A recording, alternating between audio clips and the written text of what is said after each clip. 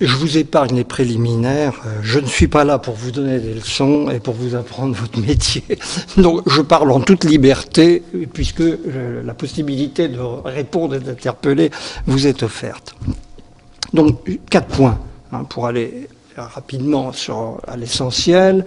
Je vais donc revenir sur la charte de fondation du journal, pour commencer, et sur son actualité ou inactualité. Je prendrai le problème de l'heure, qui est évidemment le problème politique français du moment, avec ce bizarre président qui nous est échu en partage, et que faire en face, et face à la situation politique que ça désigne.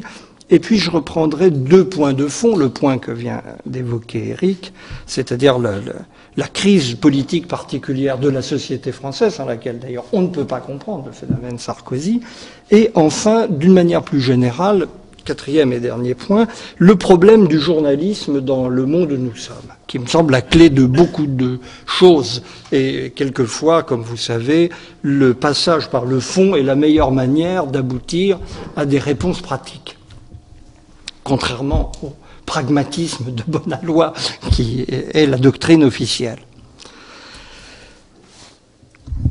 Relisant ce texte qui a un peu plus de 10 ans, je dois dire qu'il m'a bluffé par son attaque qui me semble, sur le fond, essentiellement juste toujours.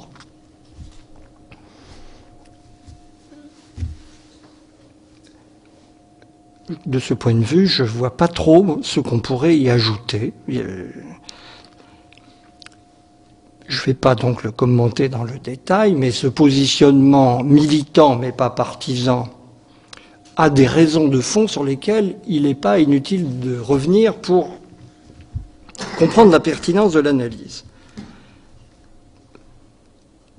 Et parce qu'il n'est pas toujours facile de se démêler avec ces raisons de fond dans la pratique.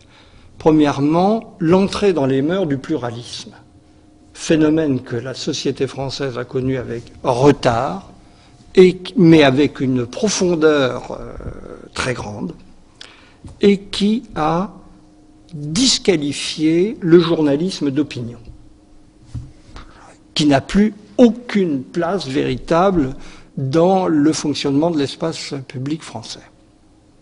Et de ce point de vue, je crois que la ligne a cessé de s'affirmer. Pluralisme, ça ne veut pas dire disparition des partis et création d'un parti démocratique unique. Le partage des opinions demeure. La question, c'est le rapport de l'information et de l'opinion. L'information n'est pas là au service de l'opinion. Elle est ailleurs. Elle se situe sur un autre terrain. Donc, je crois que la gymnastique compliquée est à la fois de respecter le sens de l'opposition droite-gauche, qui n'a nullement disparu, elle ne me paraît pas à horizon prévisible, destinée à disparaître, mais le fait que l'information ne se situe pas sur le plan d'un affrontement droite-gauche à l'intérieur duquel l'information aurait à se situer. Donc, de ce point de vue, le renoncement au journalisme partisan me paraît toujours non seulement d'une parfaite actualité, mais d'une nécessité impérative. Comment être non partisan tout en sachant qu'il y a des partis?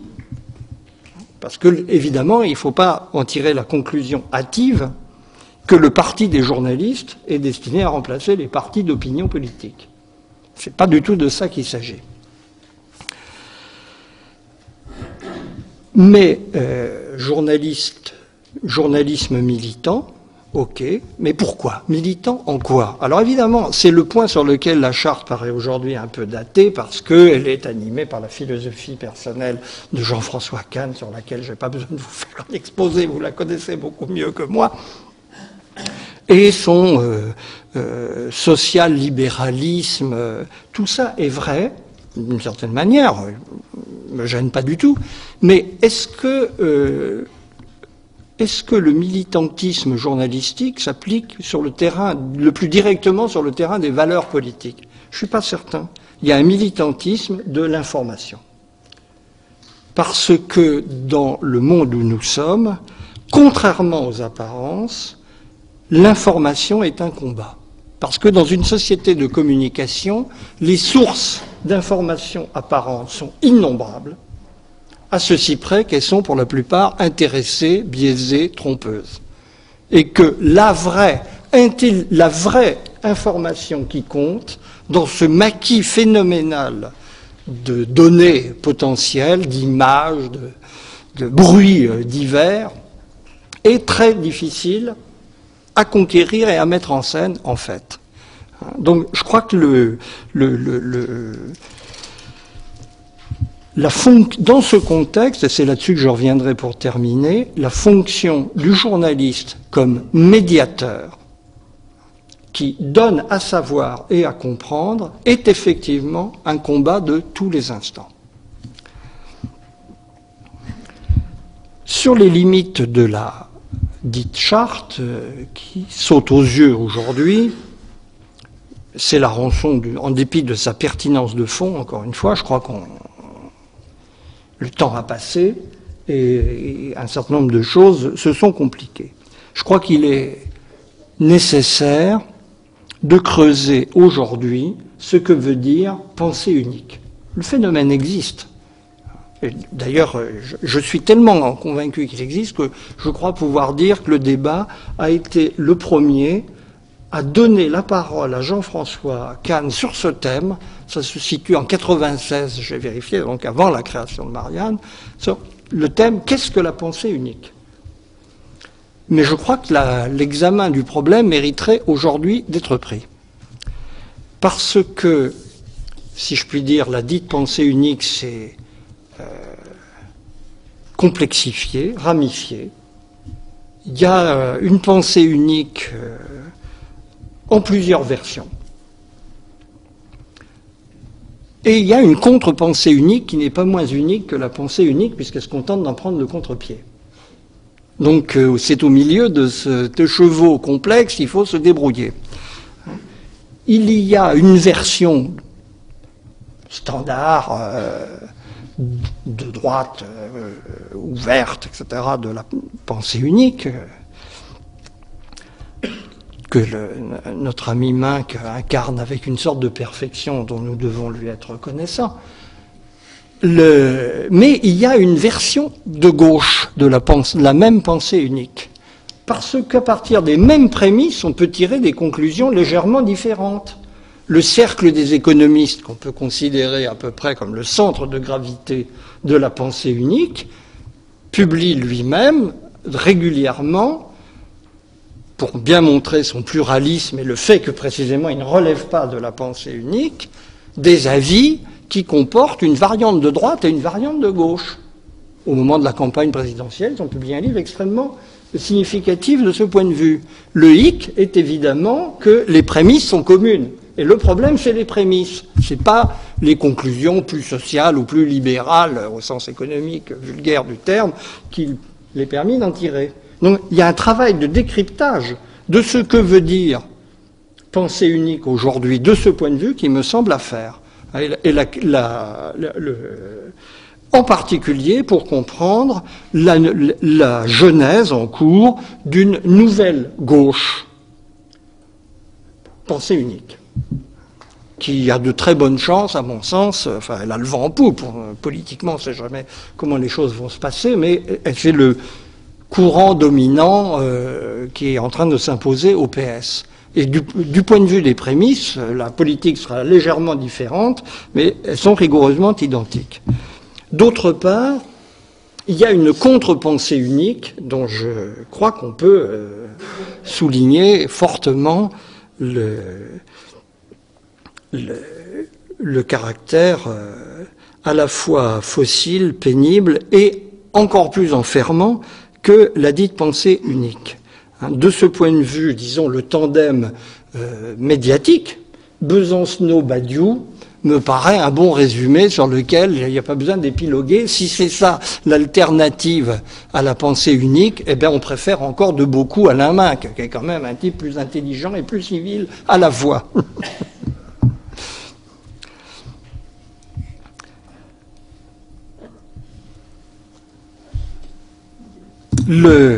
Alors, dernière question sur ce premier point, la question de l'exécution. Parce que le programme, c'est bien, l'exécution, c'est mieux. C'est là, à l'évidence, que d'ailleurs le choc est inévitable entre intellectuels et journalistes, pour ainsi dire, par position.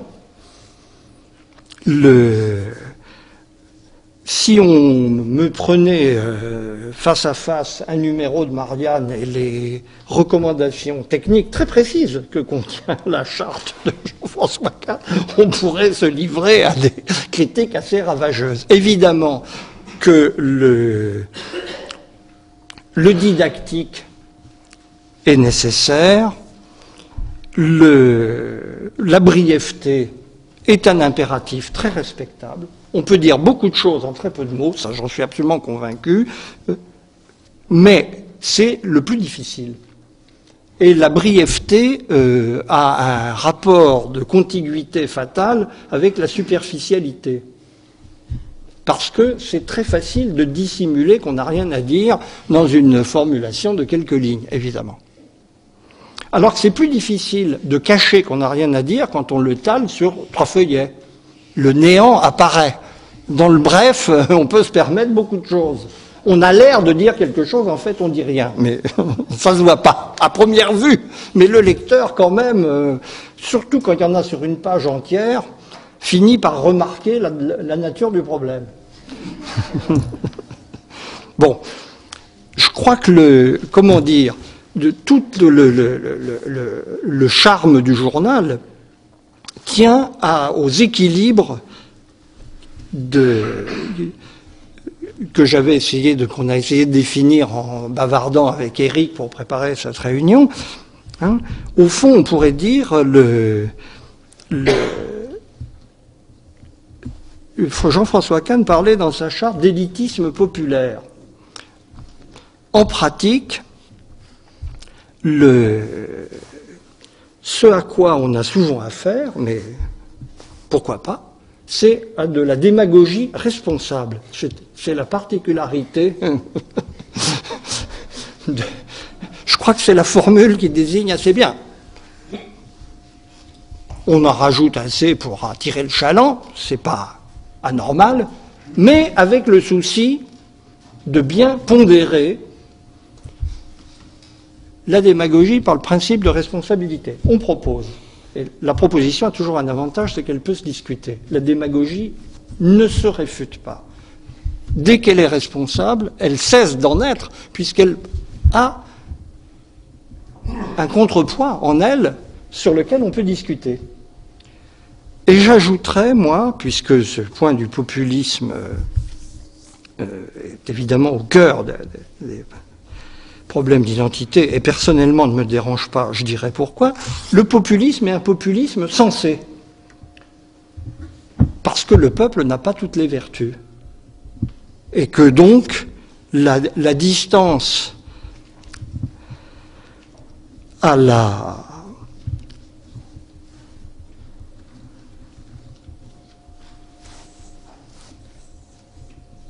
démagogie, justement consistant à le flatter. Il ne s'agit pas de le flatter, il s'agit de se placer de son point de vue, en essayant de comprendre le pourquoi de ses attitudes, y compris quand on les déplore. Parce que c'est ça qui vous fait aujourd'hui taxer de populiste. C'est vrai que les gens pensent des conneries et en font, mais ils ont des raisons, et qui ne sont pas essentiellement mauvaises dans leurs racines. Et comprendre les raisons du peuple, c'est faire du populisme sensé. Ça, parce que ça ne veut pas dire les approuver. Mais ça veut dire chercher à se mettre à sa place. Ça implique évidemment des numéros d'équilibristes.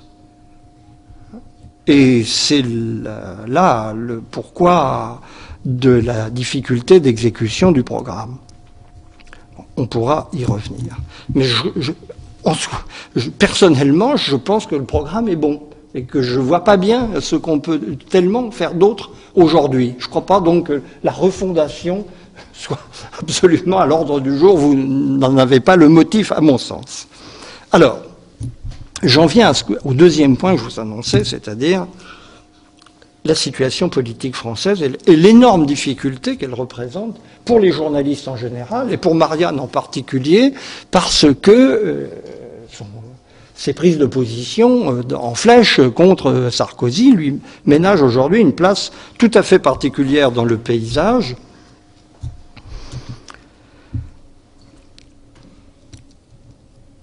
Et à mon avis, un grave problème pour la suite.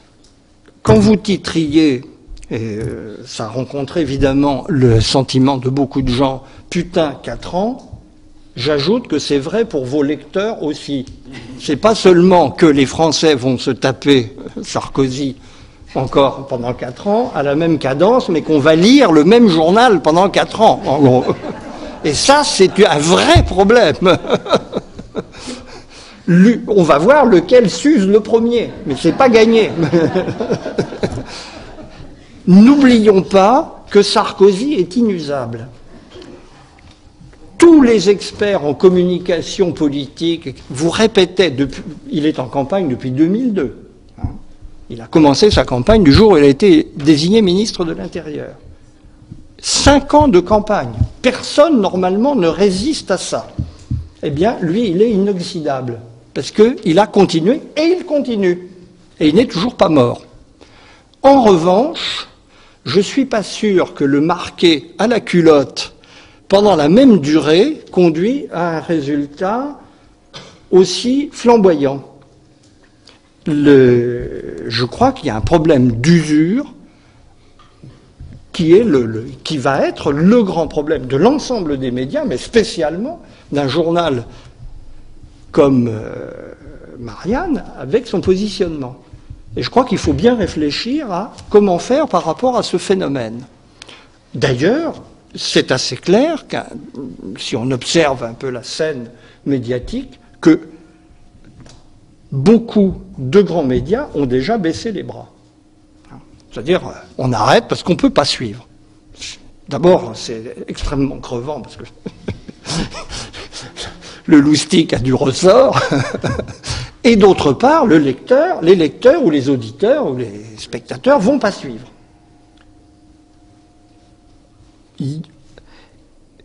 Nous sommes devant un phénomène tout à fait sans précédent, je pense, dans la politique européenne, en tout cas. Le seul précédent, mais il est tellement lointain qu'on puisse, et dans une situation tellement différente qu'on puisse faire le rapport, n'a pas grand sens, c'est Roosevelt aux États-Unis en 1933, le New Deal, qui a suscité une espèce de déferlement journalistique incroyable. Mais on était vraiment dans un autre contexte, dans un autre monde, et dans une situation, évidemment, complètement différente. Le phénomène, il faut bien l'appeler, un phénomène d'hystérisation politique. Là, on est aux frontières de la psychiatrie et de la politique, on ne sait pas trop comment l'appeler.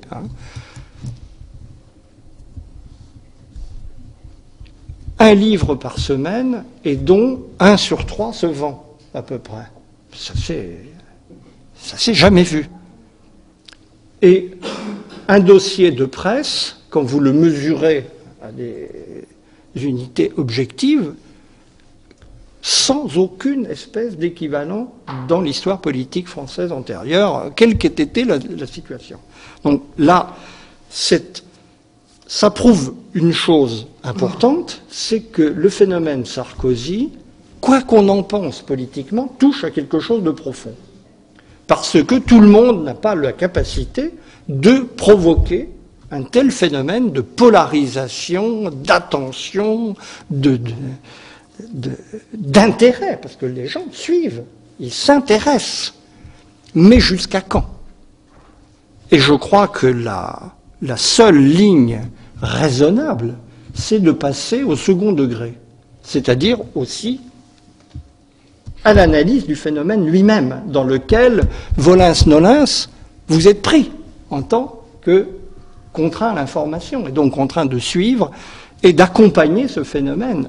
Maintenant, je crois que la seule possibilité de durer, et en même temps la seule possibilité de ne pas fatiguer par une répétition inévitable, puisque le problème est quand même assez bien cerné, dans ses données principales, c'est de l'analyser, de prendre du recul et d'essayer de comprendre ce qui se passe au travers de ce phénomène Sarkozy, qui est un vrai phénomène historique dans la société française.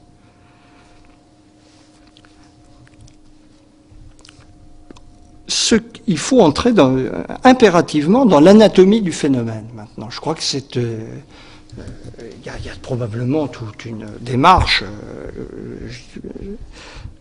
qu'on peut imaginer, mais je pense qu'il faut aussi élargir le champ. Après tout, si on regarde les choses sans préjugés, dans la dernière campagne présidentielle, à un moindre degré, les deux autres candidats principaux présentaient des caractéristiques psychopolitiques parentes de celles de Sarkozy. Ça dit quelque chose sur le fait qu'on a affaire à une évolution, pas simplement à des phénomènes de personnalité, mais à une évolution de la politique, à une évolution de ce qui parle aux citoyens dans la politique, à une évolution de ce qui passe dans les médias, de ce qui est communicable, sur lequel on est obligé de réfléchir.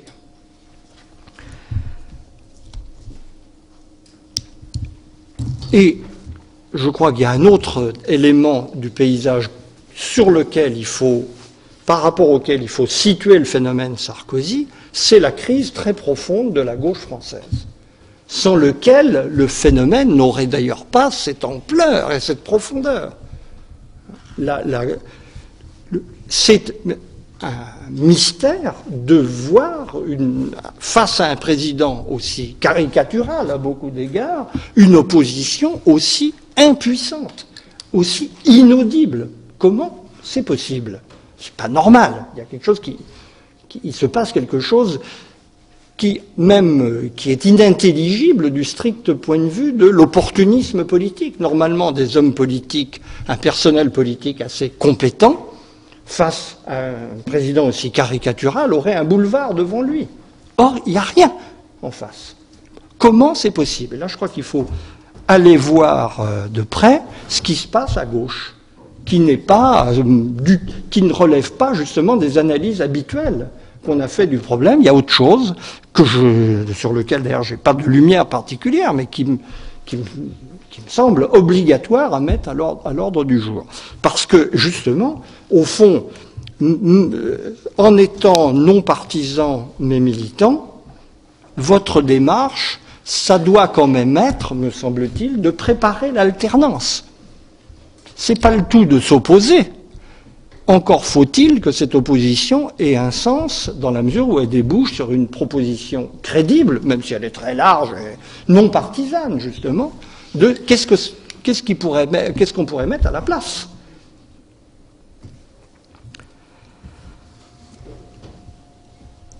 J'en viens à mon troisième point que je vous annonçais, c'est-à-dire au fond au point sensible du populisme que vous évoquez en commençant, qui nous renvoie en fait au problème français, dans ce qu'il a de plus spécifique. Le problème de la société française, c'est le problème de ses élites. Ce qui se comprend très bien, historiquement, c'est pas mystérieux. La France est probablement le pays d'Europe où les élites politiques, économiques, culturelles jouent le rôle le plus important dans la société. C'est l'effet d'un très profond héritage historique qui ne se résume pas au rôle de l'État dans ce pays, comme on le dit souvent, mais c'est un héritage aussi du rôle de l'Église catholique dans ce pays, qui fait que la cléricature, religieuse ou laïque, a une légitimité unique. C'est l'héritage aussi de tout un système extrêmement particulier de formation des dites élites hérité de la Révolution française par un système unique au monde de grandes écoles qui fabriquent un personnel dirigeant homogène. Ça n'existe nulle part ailleurs. Et, à mon sens, les traits de ce phénomène expliquent ce que nous vivons. Les élites, la France, la meilleure manière de la définir sous cet angle, c'est la République des bons élèves. La République, parce que ces élites sont extrêmement méritocratiques et sont sélectionnées d'une manière implacable, avec laquelle on ne joue pas. Elles en tirent évidemment un surcroît de légitimité, et un surcroît de légitimité républicaine. En même temps, c'est leur limite. La formule est leur limite. C'est que des bons élèves, ça a très bien appris les leçons qu'on leur a délivrées dans leurs écoles. Mais ça n'invente rien. On le voit d'ailleurs aujourd'hui d'une manière très frappante avec l'apparition sur la place publique du problème des grandes écoles qui forment d'excellents ingénieurs d'application, mais pas des chercheurs. C'est le signe même des limites de la formule. La République des bons élèves, c'est l'explication, à mon avis, pour dire les choses très rapidement et très simplement, je n'ai pas besoin de me justifier sur ce point, c'est l'explication d'une espèce de porte-à-faux qui s'est creusé depuis les années 70, depuis le changement de monde, en fait, qu'a représenté la crise des années 70, entre le haut et le bas dans cette société. Les élites françaises ont été incapables de faire face au changement de paradigme qui s'est joué à partir des années 70. Elles en ont été d'autant plus incapables que cette crise leur a offert d'extraordinaires débouchés en termes de position sociale, d'insertion dans l'économie, qui leur étaient jusque-là beaucoup moins ouverts. Le résultat, c'est qu'on a d'un côté des gens qui ont renoncé à penser. De ce point de vue, il faut quand même contraster la période avec ce qui a précédé. Entre 1945 et 1975, les élites françaises ont fait un travail de modernisation du pays remarquable. Et elles sont parce que ce moment-là, il s'agit d'appliquer des recettes qu'on connaît bien. Il s'agit de les mettre en forme, il s'agit de les mettre en œuvre. Et ça, elles savent faire très très bien. À partir des années 70, il fallait inventer autre chose. Et ça, ils ne savent pas faire. Qu'est-ce qu'on fait dans ces cas-là? Eh bien, on dit, ailleurs, c'est pas comme ça qu'on fait. Donc, on va faire comme ailleurs. C'est le conformisme total. Mais simplement, on n'explique pas pourquoi. Et on n'explique pas non plus aux gens comment on va le faire. On leur dit, c'est comme ça. Et on cherche des solutions de contournement dont l'Europe a été la principale, évidemment, mais il y en a d'autres. On se retrouve avec un peuple rétif qui ne comprend pas ce qui se passe, qui demeure extrêmement attaché aux modèles politiques, sociaux, culturels dans lesquels il vit, et des élites qui lui disent, qui, en fait, dissolvent le peuple. C'est plus comme ça que ça se passe, il faut changer, et il n'y a pas à discuter. Alors qu'évidemment, tout le problème des élites, c'est d'accompagner le changement en le rendant intelligible et en le rendant praticable, étant entendu qu'on ne change jamais qu'à partir de ce qu'on est. On part d'un acquis pour le modifier, parce qu'en effet, le monde change. Et le problème, quand on prétend conduire les gens, les gouverner, il faut le rendre intelligible, ce monde, et expliquer les voies par lesquelles peut passer le changement. Je crois que c'est autour de cela que se noue le problème spécifique qui justifie le populisme en France.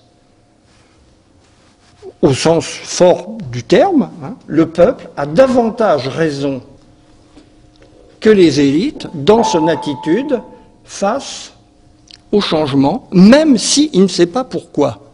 Et c'est là où il y a un travail à faire, d'explicitation et de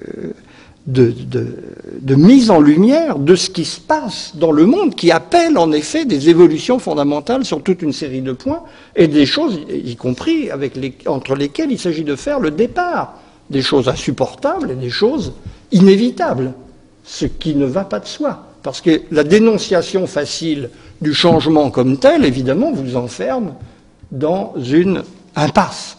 C'est l'impasse de l'altermondialisme qui s'oppose à tout au nom d'une alternative dont on ne voit pas le début du commencement, en termes de moyens. Face à une telle crise, dont je me borne à identifier évidemment le principe, il n'y a de sortie possible politiquement que par le haut. En permettant aux gens de comprendre et en leur facilitant la tâche du point de vue de l'intelligibilité et du point de vue des réponses pratiques imaginables compte tenu de ce qu'est l'héritage français, la tradition, l'acquis, la manière dont on peut négocier avec cet univers hostile. Je vous fais remarquer au passage que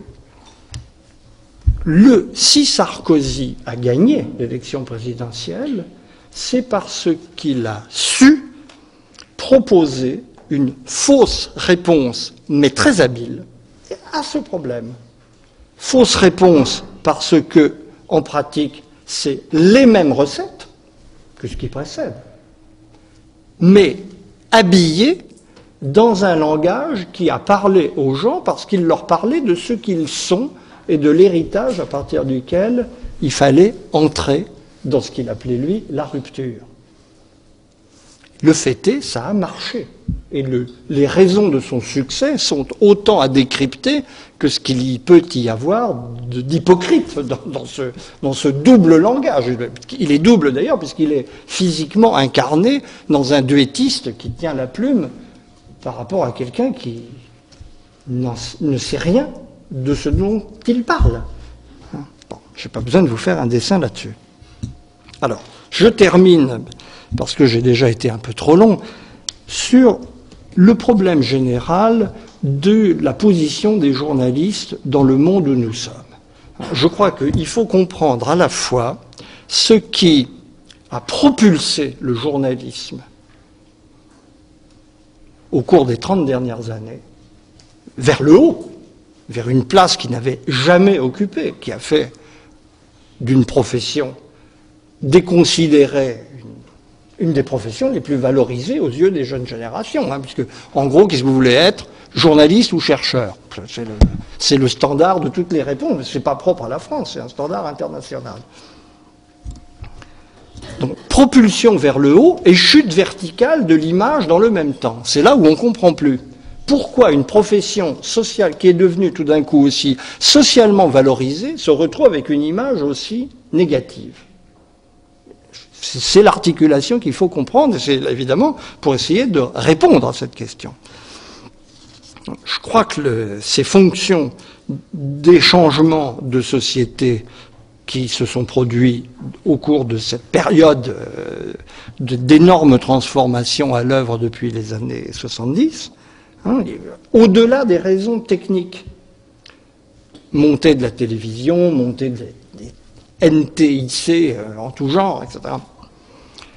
Le phénomène majeur, c'est l'effondrement social de tous les canaux qui solidifiaient l'opinion dans les sociétés dites industrielles modernes. Et en France, qui s'incarnait très très bien dans le système, non pas à 2 termes, mais à 3 termes, catholique, communiste, républicain. Derrière ces trois forces politiques et intellectuelles, il y avait des sociétés. Une société catholique qui voulait dire quelque chose, puissamment articulée, une société, une contre-société communiste, bon, on en a beaucoup parlé, mais aussi une société républicaine. Il y avait, entre le monde enseignant, la franc-maçonnerie, tout un énorme réseau d'institutions, un parti de la République extrêmement structuré. Tout ça, c'est purement et simplement volatilisé. On se retrouve devant une société atomisée et réduite au silence. Et c'est de cela qu'est faite la promotion du journalisme. Le phénomène s'est produit d'ailleurs dans toutes les sociétés européennes en particulier.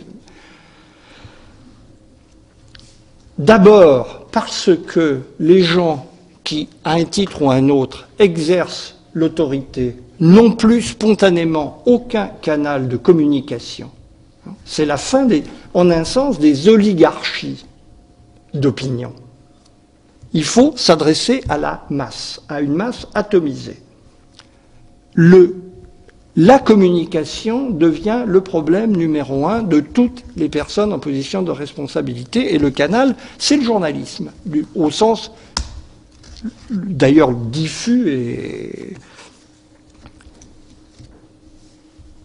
avec des frontières très ténues entre ce qui est communication et ce qui est information. Le journalisme bénéficie dans notre société d'une fonction sociale décisive dont les journalistes eux-mêmes n'ont pas pris la mesure, mais qui est fonction de l'écroulement du reste. Et je dirais que faute d'avoir pris la mesure de ce rôle, c'est une des fonctions sociales les plus importantes. C'était une fonction sociale marginale, c'est devenu une fonction sociale centrale. Il y a un passage au centre du journalisme dont les conséquences n'ont pas été tirées sur le plan pratique. Et le résultat, c'est tout simplement, je reprends une expression qui a coûté cher à l'un d'entre vous, fait qu'il y en a beaucoup entendu parler, c'est l'abus de pouvoir, globalement. C'est la seule manière d'appeler les choses. On a le micro, eh bien on cause. Et puisqu'on est là pour vous dire quelque chose, que vous avez besoin de nous, on va vous dire ce que vous devez penser.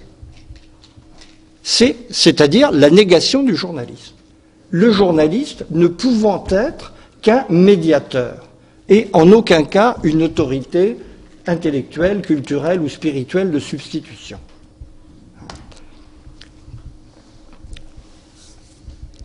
La réponse, et c'est là que s'enracine, à mon avis, l'illégitimité très profonde dont témoignent toutes les enquêtes sur l'image des journalistes dans notre société, dont on a maintenant pas mal de retours. Le retour, la réponse à cette question, qui est le problème fondamental, à mon avis, du métier de journaliste, et ça s'applique spécialement à la presse écrite, c'est la claire définition du métier comme un métier de médiation. Le terme est d'ailleurs dans la charte de 97, c'est tout à fait remarquable, mais je crois qu'on peut en tirer beaucoup plus de conséquences. Les journalistes ne sont pas là pour dire aux gens ce qu'ils doivent penser, mais pour leur permettre de se former un jugement. Étant entendu que ça n'empêche absolument pas d'exprimer son opinion. Mais il y a une manière d'exprimer son opinion en l'étayant qui permet à celui qui vous lit de tirer d'autres conséquences de ce sur quoi vous appuyez votre propre appréciation. Ça ne signifie donc pas, ça n'implique aucunement la neutralité du propos. Ça implique une manière de le déployer de telle sorte que on sait clairement à partir de quoi telles conclusions sont tirées. Ce qui justifie éventuellement d'en tirer d'autres en mettant les facteurs dans un autre ordre. Ce qui menace aujourd'hui le journalisme, c'est tout simplement l'inutilité. Et c'est d'ailleurs un peu ce qui est en train de se passer avec tous journalistes. Parce qu'en effet, la frontière entre le journalisme offert et ce que chacun peut penser à sa portée dans le commentaire est très ténue. À partir de là, on peut faire soi-même, avec ses voisins, pour avoir toutes les rubriques. Parce que à soi-même, on ne peut pas les remplir toutes. Mais dans le voisinage, il y a sûrement tout ce qu'il faut. Et ça donne cette espèce de journalisme de proximité dont la blogosphère est l'échantillon fatal.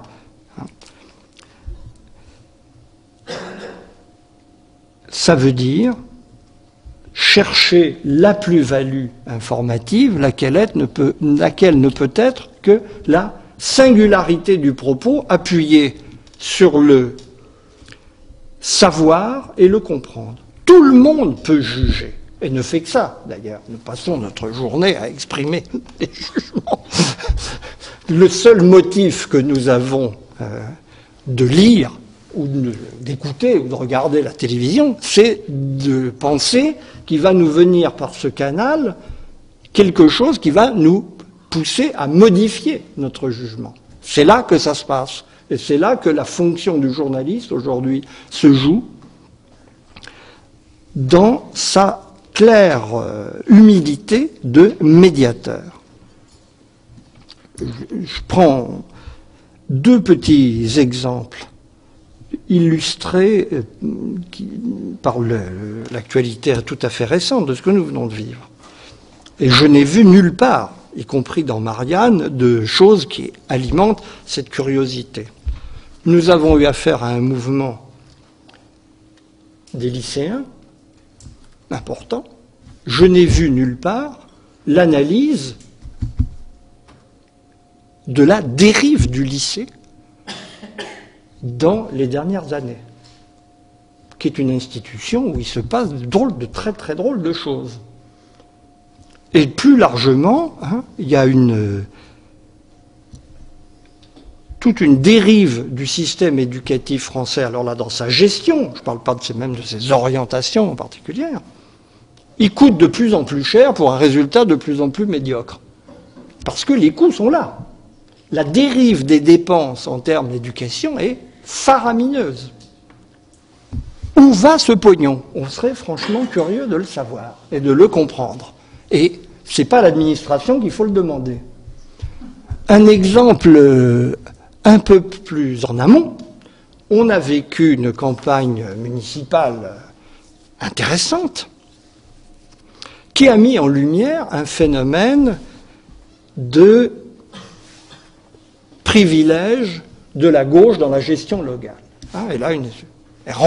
Autant elle est en très grande difficulté politique en termes de propositions à l'échelon national, autant au niveau local, elle a des atouts. Où est l'analyse de la manière dont s'exerce le pouvoir local en France?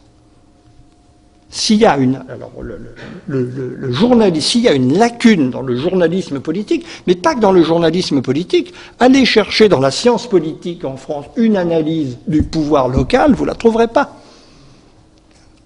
À part à de très rares exceptions près, dont un remarquable livre, que je vous signale au passage, de Pierre Tafani sur le clientélisme dans la politique française, qui vaut le détour. On y apprend des choses vraiment intéressantes. C'est d'ailleurs un livre non partisan, parce qu'il prend des municipalités de droite et des municipalités de gauche.